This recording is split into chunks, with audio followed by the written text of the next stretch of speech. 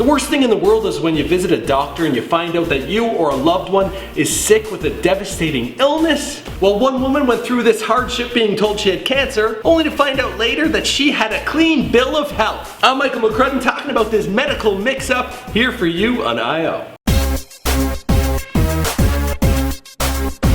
Evelina Powell, 32 years old from England, she collapsed at work and was rushed to hospital. Originally, doctors thought she had a stroke, but they were able to rule that out.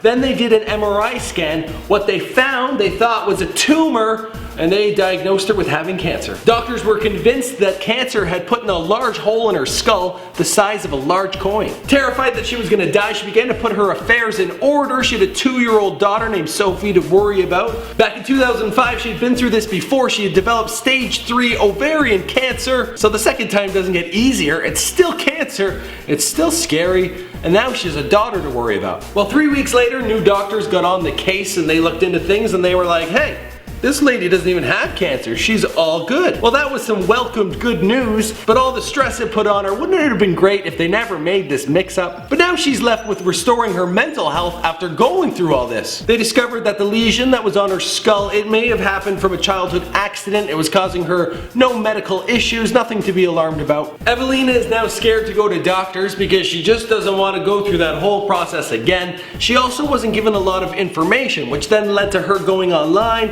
and Googling what she's been diagnosed with, and we all know the internet, it's filled with all sorts of mumbo jumbo. You can never get your facts straight, and that is not going to help when you're in that kind of desperation. Well, the good news is that Evelina is now happy and she's got her daughter Sophie after ovarian cancer, so that's great news. I'm happy for her. We've got more information on this story if you want to check out the links down below. Have you ever been misdiagnosed by a doctor, or have you had an illness and you looked it up on Google and kind of got nervous on the stuff you found?